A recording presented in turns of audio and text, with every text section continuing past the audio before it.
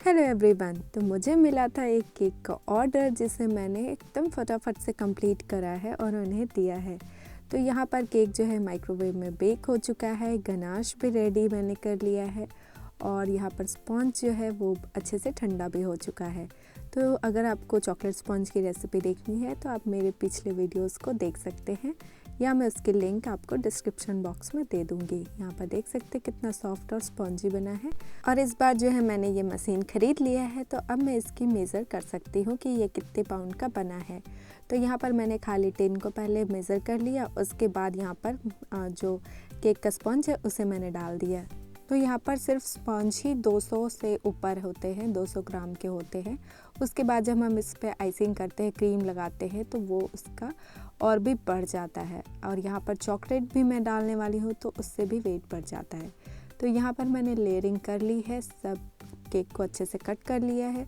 उसके बाद जो है मैंने क्रीम भी व्हिप कर लिया है, उसमें अब मैं मिला रही हूँ चॉकलेट गनाश, ताकि ये चॉकलेट केक है तो उसका लुक चॉकलेटी आना चाहिए। तो इसलिए मैंने यहाँ क्रीम को चॉकलेट गनाश में मिक्स करके यहाँ पर लगाया है।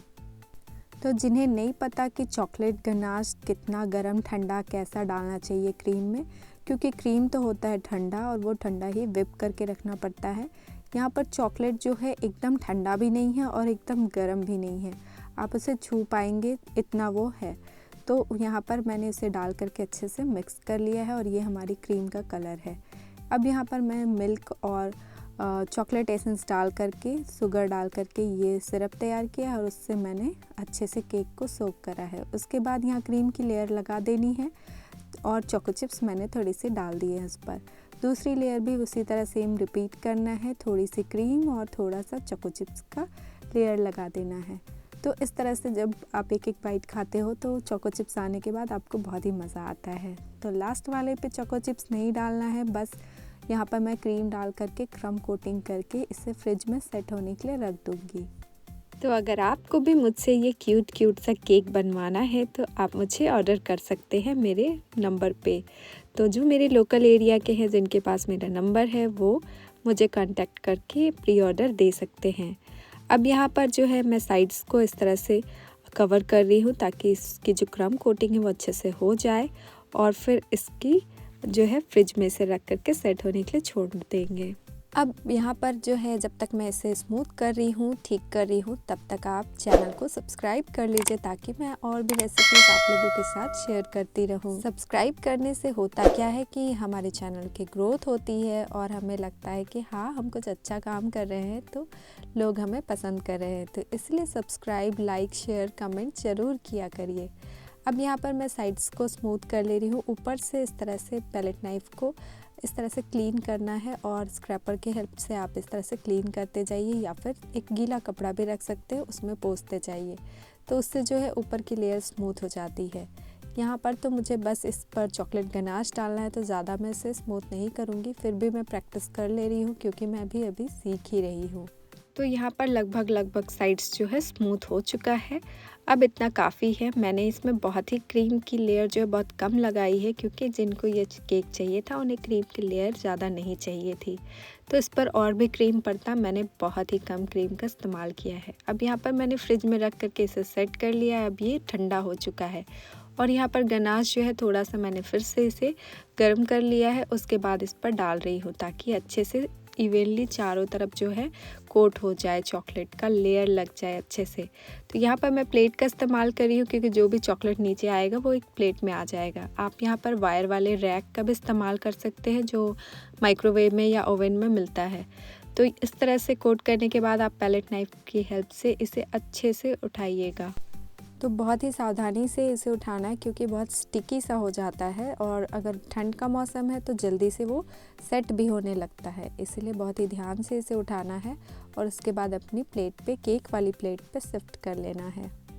तो देखिए कितनी आसानी से ये हो गया है।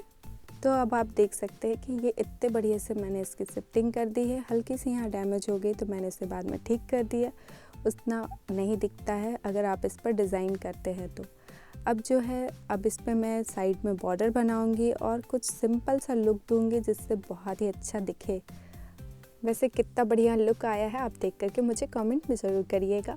अब यहाँ पर उन्हें क्रीम नहीं चाहिए था तो मैंने चोको चिप्स से ऐसे बॉर्डर बना दिया है और ऊपर थोड़ी कम क्रीम का इस्तेमाल करना है, इसलिए मैंने छोटे छोटे से 3 फ्लावर बना दिए हैं। तो यहाँ पर फ्लावर बनाने के लिए मैंने ये नोज़ल का इस्तेमाल किया है जो एकदम बारीक से दिखते हैं।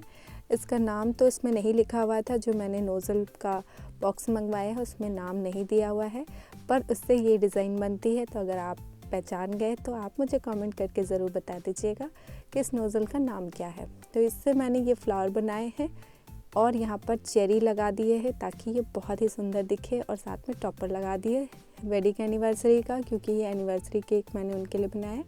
तो यहाँ पर मैं मेज़र कर रही हूँ, बोर्ड का वेट हो गया 34 ग्राम और यहाँ पर 469 ग्राम। तो केक जो है लगभग 435 ग्राम के लगभग बन गया है।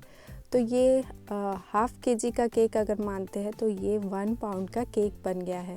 1 पाउंड से थोड़ा कम है क्योंकि मैंने इसमें क्रीम उतना ज़्यादा नहीं ऐड किया है। तो बस ये छोटू सा केक बन कर के तैयार है। जिनके लिए मैंने ये केक बनाया उन्हें ये केक बहुत ही पसंद आया, उन्हें उनकी वाइफ को बहुत ही अच्छा लगा ये केक। तो आई होप आपको ये वीडियो पसंद आई होगी।